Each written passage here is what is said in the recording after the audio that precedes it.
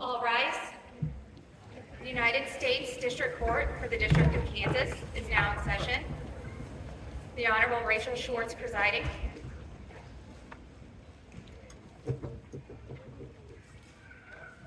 Please remain standing for the presentation of colors by the United States Coast Guard Honor Guard and the singing of our national anthem by Stephen Hudson.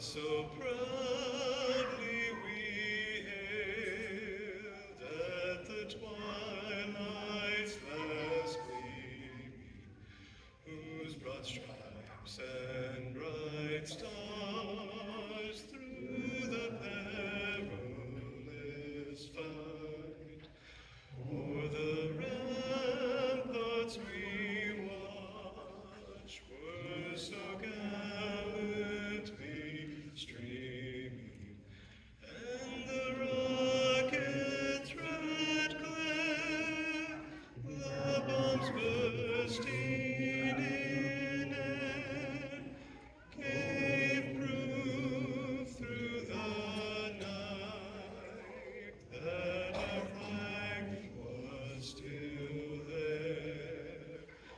Oh, say does that star-spangled banner yet wave o'er the land of the free and the home of the brave?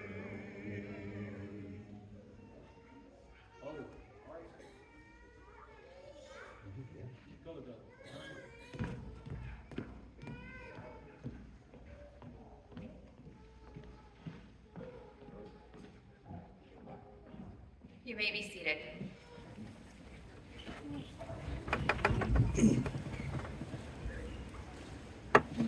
Good morning.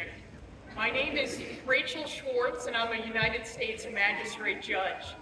The United States District Court for the District of Kansas is convened today in special session to conduct these naturalization proceedings. Today is a day of great celebration for each of you sitting here, surrounded by your family and friends, looking on with such joy and pride. Today's ceremony is the culmination of the long road each of you have traveled to be here. It is a true honor to be part of this incredible journey. Let me start this morning by introducing Captain John Henry of the United States Coast Guard, who will give some remarks and later lead us in the Pledge of Allegiance. Captain Henry.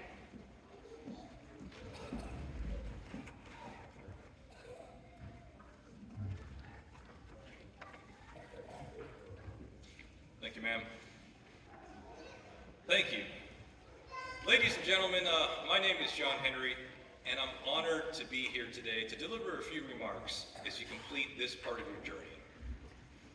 On behalf of the Honorable Judge Rachel Schwartz, on behalf of the United States District Court of Kansas, on behalf of the United States of America, welcome. Welcome aboard. Representing the United States Coast Guard, I feel compelled to give a nautical reference, which is why I say, welcome aboard. Because on a ship, a crew is a family that depends on each other to get the job done. It is truly the embodiment of being something greater than yourself. And that is the same as what's happening here today. By becoming American citizens, you are becoming part of something greater than yourself. By contributing your talents, your experience, you're making our nation that much better, that much stronger. Congratulations on your fantastic accomplishment, an accomplishment reflective of your drive, reflective of your perseverance, reflective of your dreams, reflective of your potential.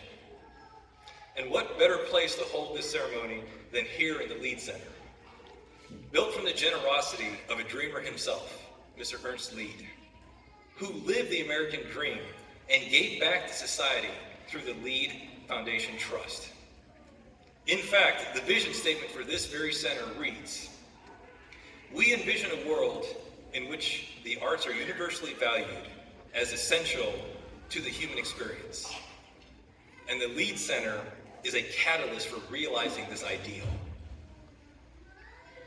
We are in a building that celebrates that very human experience, that provides a place, that provides an opportunity for each and every one of you to reach that potential and then surpass it.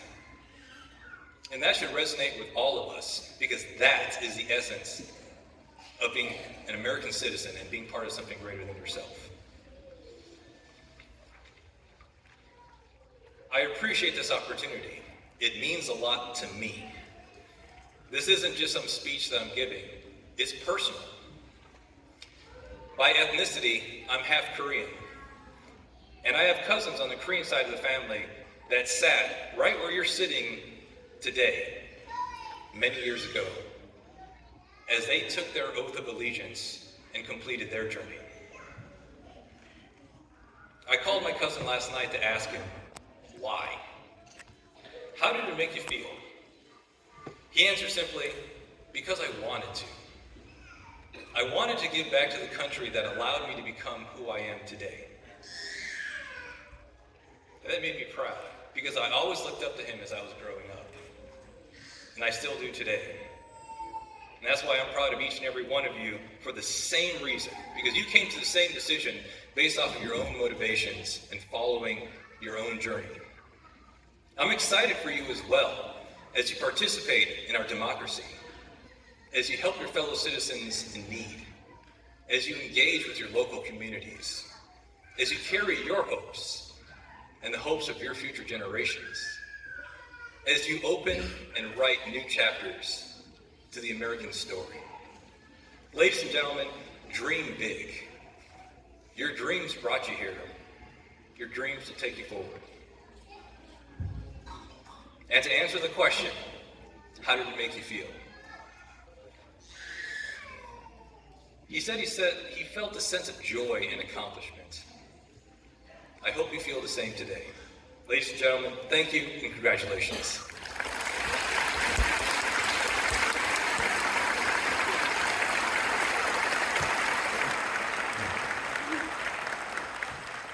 Thank you, Captain Henry. I now want to introduce John Anderson, who is an officer with the United States Citizenship and Immigration Services, who will formally make the motion for citizenship and introduce our new citizens. May it please the court, Your Honor. This afternoon, I would like to introduce 352 applicants for United States citizenship. These applicants come from 69 different countries. They have met the formal requirements imposed by law for United States citizenship. Upon taking the oath of allegiance, each will have the rights, the privileges, and the responsibilities of United States citizenship. As I call your country, please stand and be recognized.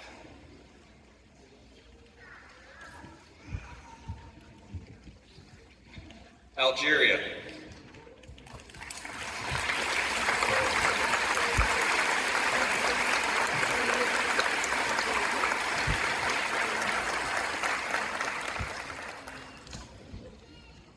Argentina.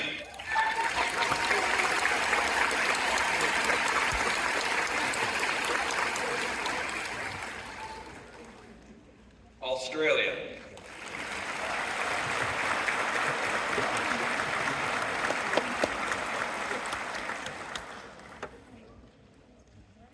Azerbaijan,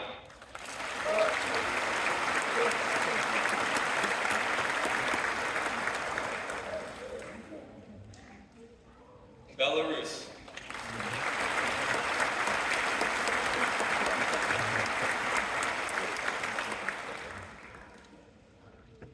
Belgium,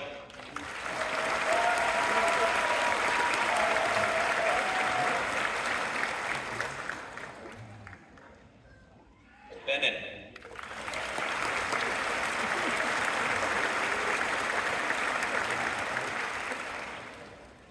Brazil,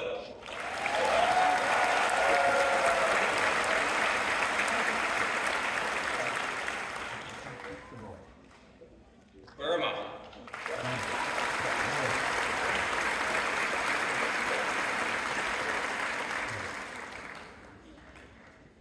Cameroon,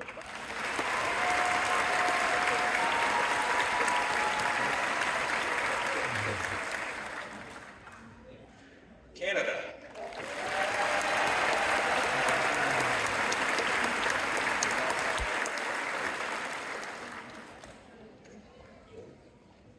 China,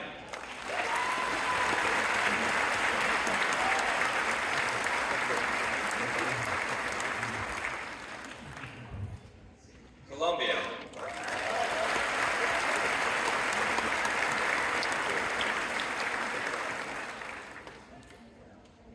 Congo,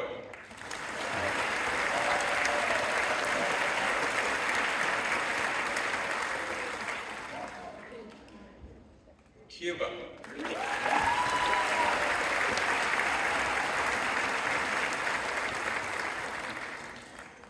Denmark,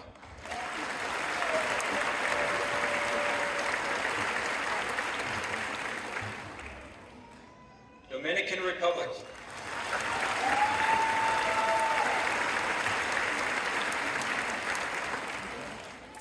Ecuador,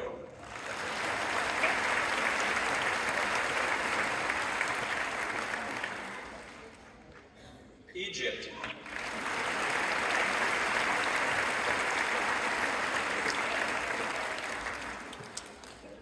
El Salvador,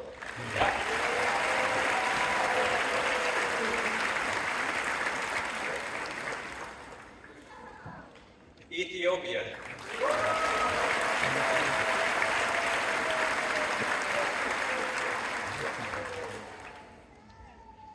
the Gambia,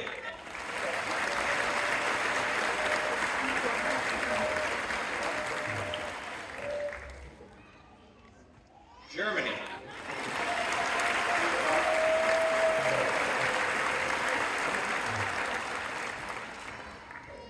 Ghana,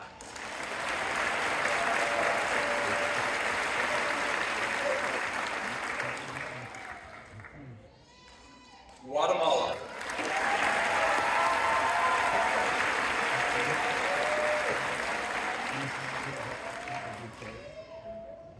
Haiti,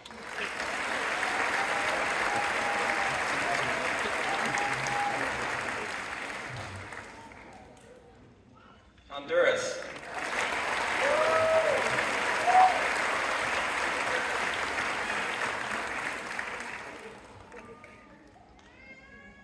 India,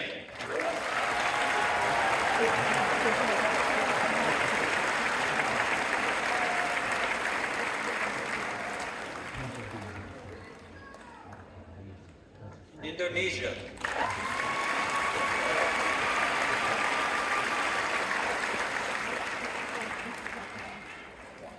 Iran,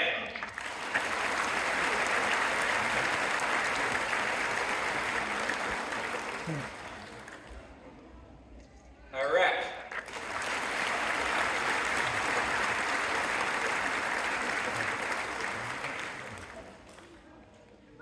Israel,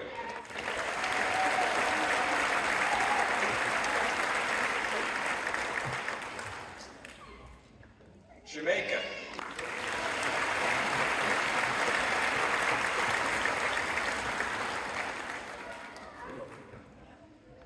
Jordan,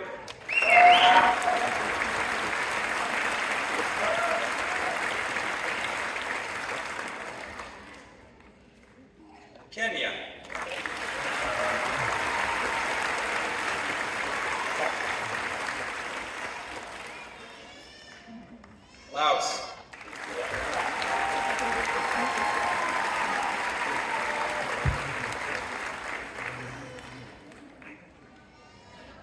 Malaysia.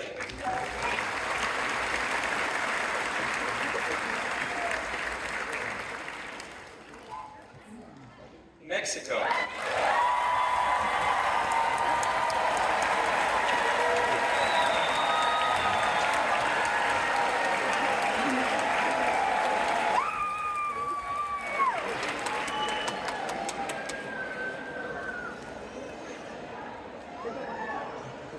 Morocco.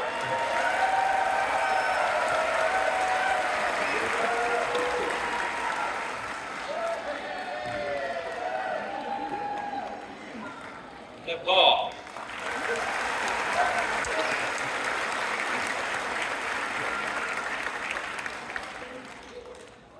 Netherlands.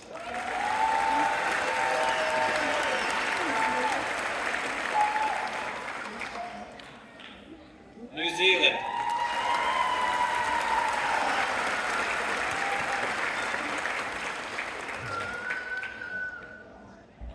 Nicaragua.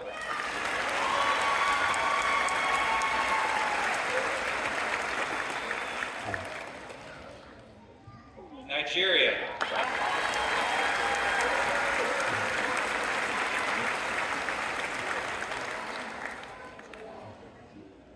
Pakistan.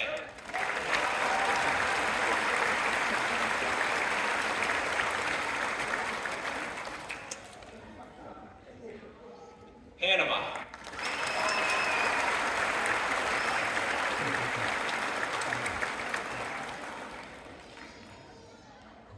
Peru.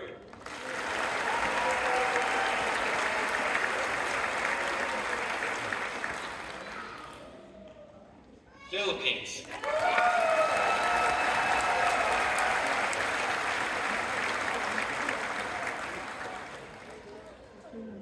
Qatar.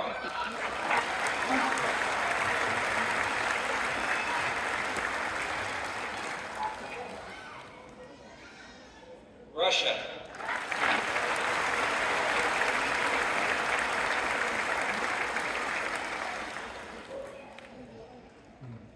St. Lucia.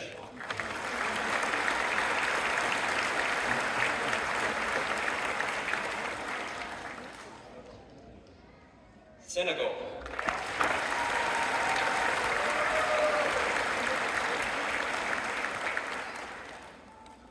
South Korea.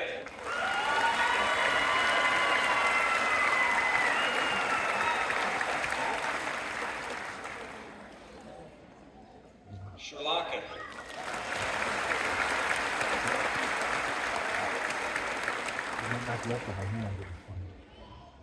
Sudan.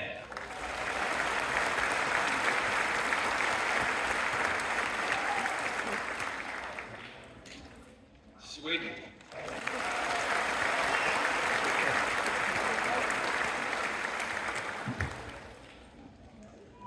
Switzerland.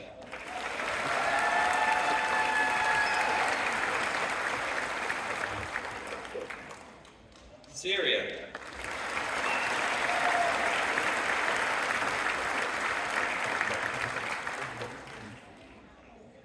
Tanzania.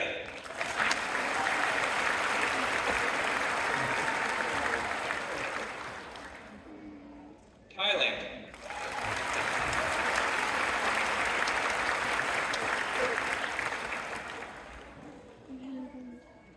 Togo.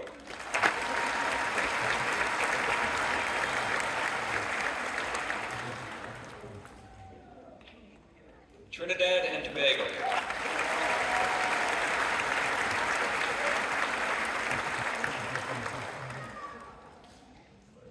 Turkey.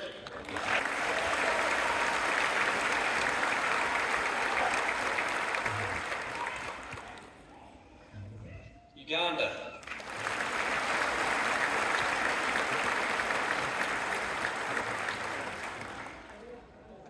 Ukraine.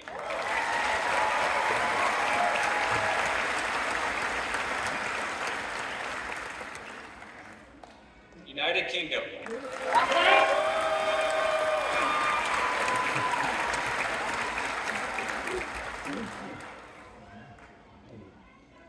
stand.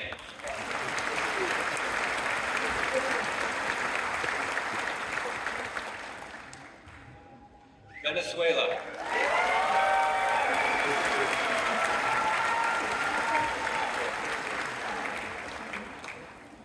Vietnam.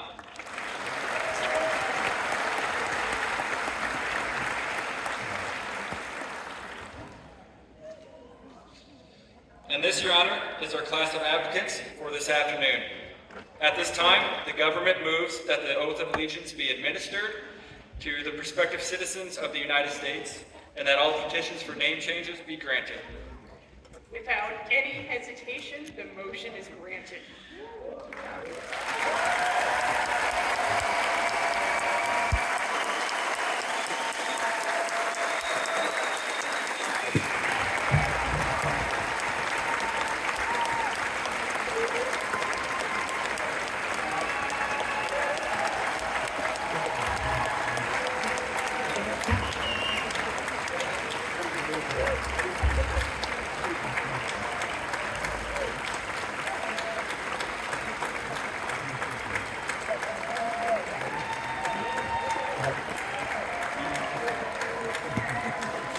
Now I want to introduce Dorothy Kling, my courtroom deputy, who is going to administer the oath of citizenship. If we can have our new U.S. citizens stand, if you're not already, and raise your right hand and repeat after me. I state your name. Hereby declare on oath that I absolutely and entirely renounce and abjure all allegiance and fidelity to any foreign prince, potentate, state or sovereignty, of whom or which I have heretofore been a subject or citizen, that I will support and defend the Constitution and laws of the United States of America against all enemies, foreign and domestic, that I will bear true faith and allegiance to the same, that I will bear arms on behalf of the United States when required by the law, that I will perform non-combatant service in the armed forces of the United States when required by the law,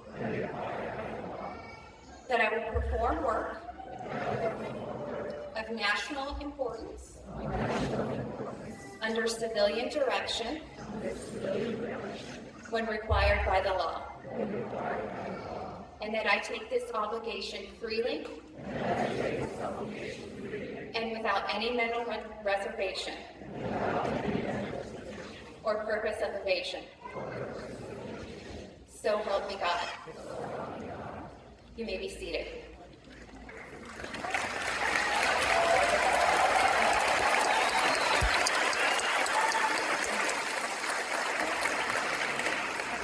It is my great honor to be the first to say congratulations, my fellow Americans.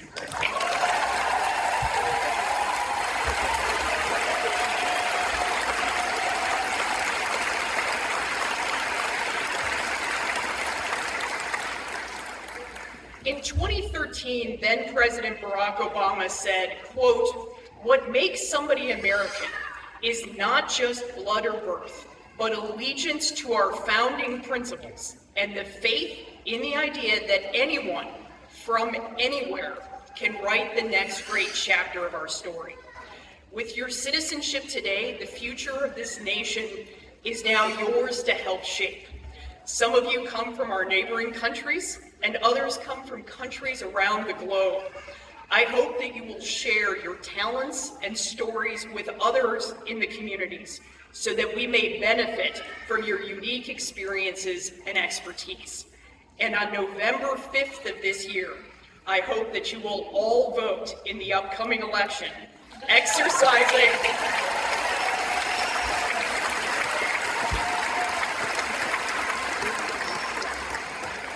your chance to exercise your well-earned right to help pick our nation's leaders and the laws that govern this country. But most of all, I hope that each of you today will celebrate what you have achieved. Each of you have taken the long, hard road and fought and the deliberate steps necessary to achieve citizenship. You've spent years pursuing this dream, and today is a day to celebrate that accomplishment. Congratulations.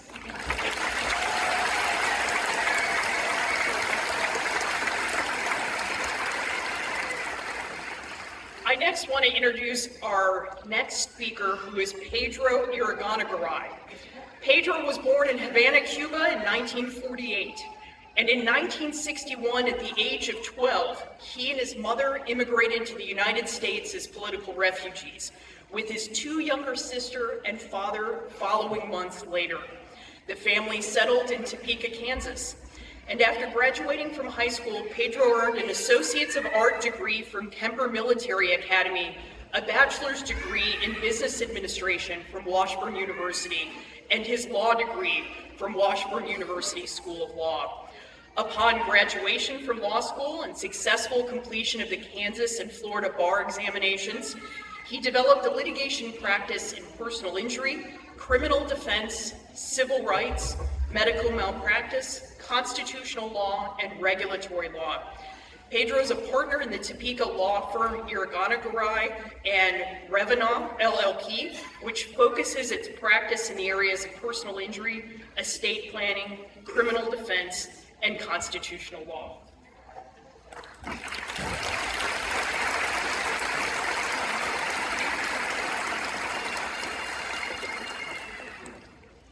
I can't stop smiling. Before I start my remarks, I think it's most appropriate if you had an opportunity to look up at those you love and applaud their support and their love for you.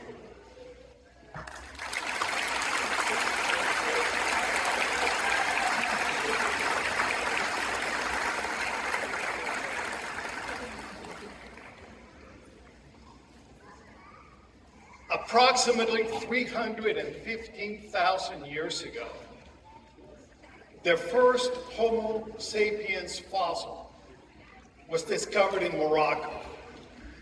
From that point on, we are all immigrants. All are immigrants. In this nation, we are very fortunate to have, by immigration, a wealth of abilities, a wealth of knowledge.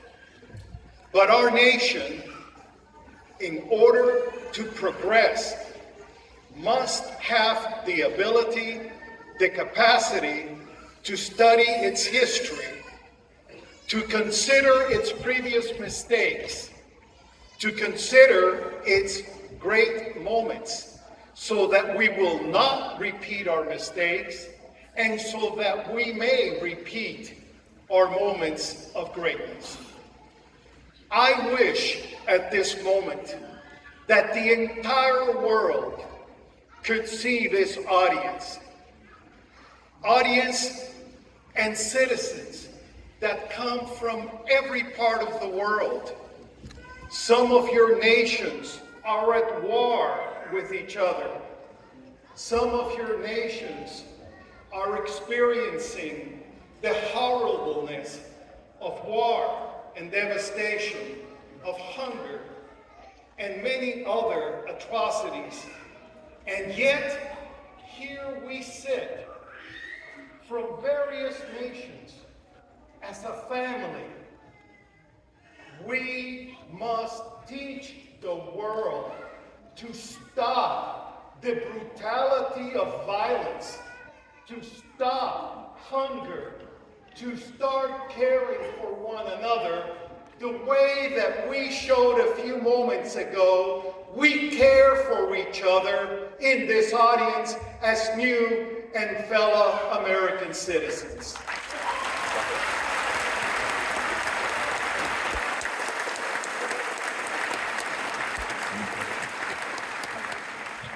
There is no reason why the example you have demonstrated, the audience, the court, the Coast Guard, all of us, truly feeling joy for one another, feeling a sense of pride in whom we are. That feeling must spread around the world.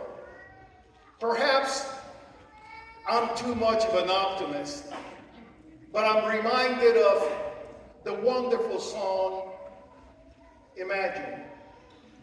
I urge you to imagine. I urge you to imagine the possibilities. As our judge indicated, in 1961, January 13th, I left my country, my culture, my extended family, my language, my friends, my school, my dog, with my mother. We left Cuba because the United States had recently severed relations with Cuba, and we wanted freedom.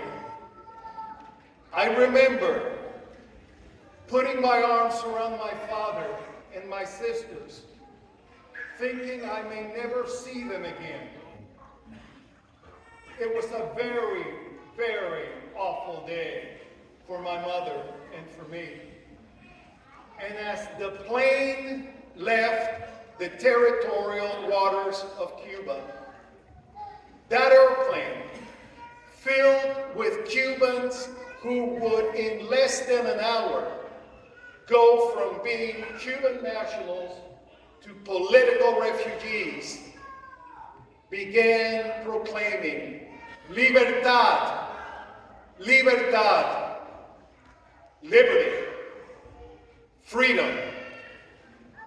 That's what we came here for, and that's precisely what we received. A few months later, my dad and mom, my dad and two sisters joined us, and the family was reunited. I can imagine that some of you have left family behind in your country. I know that pain. I've lived that pain. And for you, I hope that our American government soon develops an immigration practice which is reasonable, which is understandable, and which will allow each of you to bring your family, those you love, to join you in our American democratic experiment.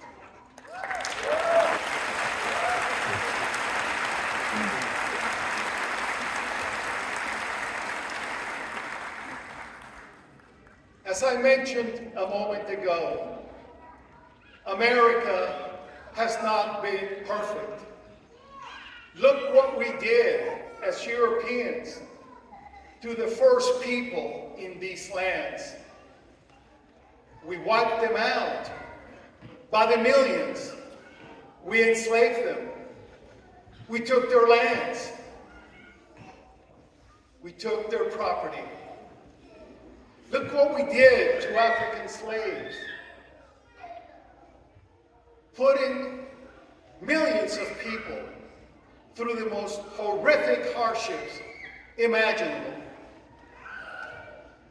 Look what we did to women, not allowing them to vote until the 20th century.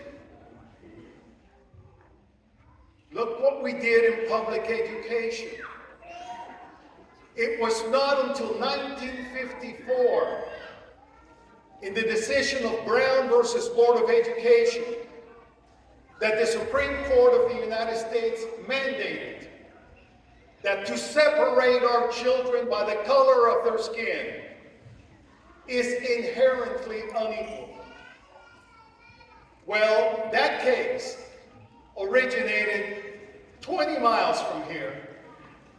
I was fortunate to meet the Brown family. They're my dear friends. And I was fortunate to meet Lucinda Todd. I imagine very few of you, if any, have ever heard the name Lucinda Todd. But she's a national hero.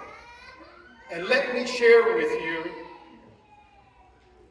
one of my dearest treasures. These two pieces of paper.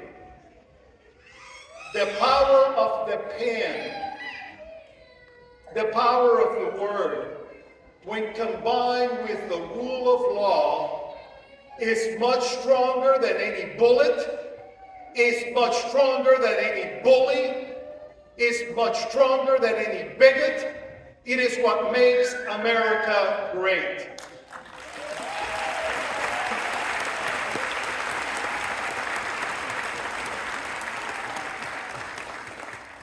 I'm going to read to you my treasure.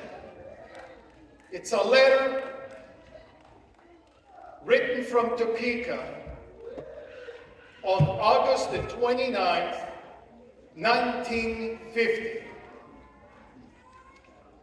It is addressed to Mr. Walter White, Executive Director, NAACP. The letter, written by Lucinda Todd, is an example of the power each of you have to make a positive difference in our nation.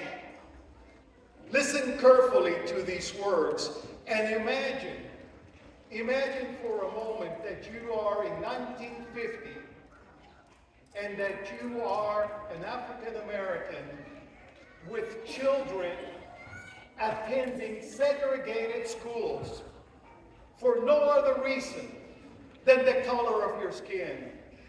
Imagine the anger, imagine the frustration, imagine listening to the Constitution's words, the Declaration of Independence, our national anthem, the Pledge of Allegiance, and asking yourself, why not me?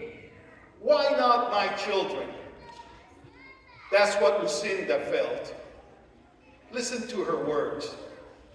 Dear Sir, I am writing in behalf of the local branch. But first, let me identify myself. I am Mrs. Todd. You stayed in my home when you were through Kansas in the spring of 1948. I don't know if you remember our particular problem here in our elementary school or not, but we have segregated schools headed up by a, quote, Negro, close quote, who was hired to keep the Negro in his place. A Negro's place is in the Oval Office, by the way.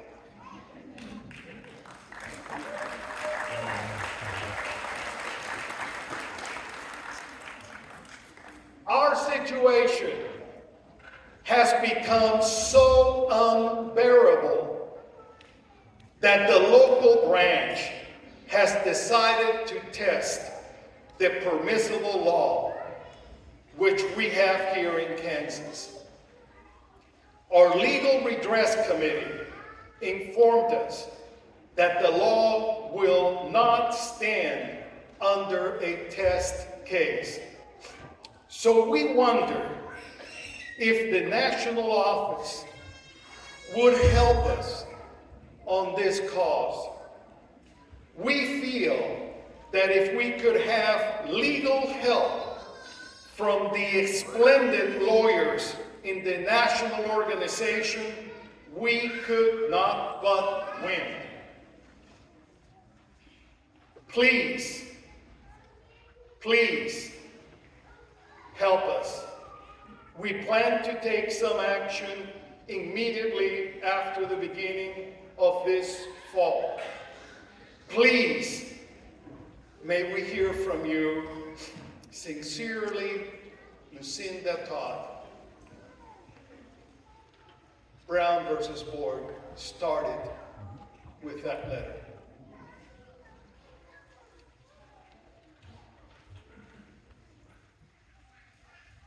Thank you. Thank you for joining us. If I may, I'd like to ask two favors. First, at the count of 3, in your home language, would you scream the word freedom in your own language? You ready? 1, 2, 3. And now, in English, as a family, not just you, but all of us, at the count of 3, would you please scream freedom? 1, 2, 3. Freedom! I love you!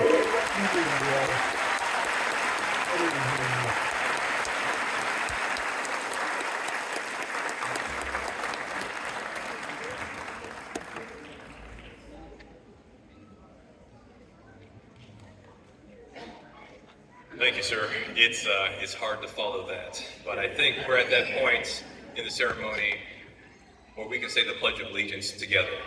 Please stand. Face the flag. Put your right hand over your heart and say this along with me. I pledge allegiance to the flag of the United States of America and to the republic for which it stands, one nation, under God, indivisible, liberty and justice for all. Congratulations.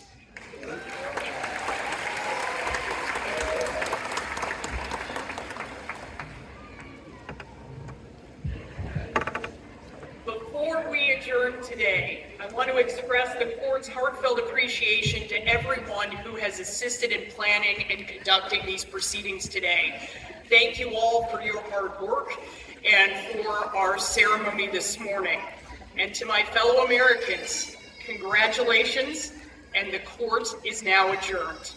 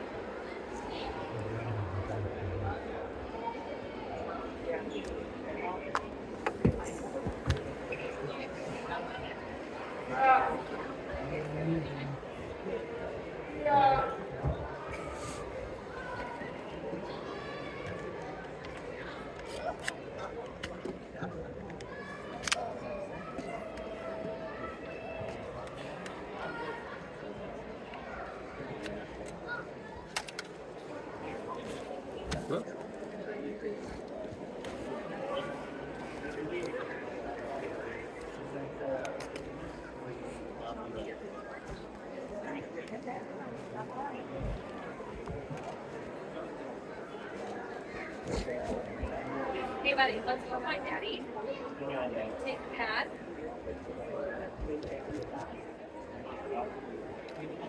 Let's go see Daddy. Here, Mommy's. Get your pad to Mommy.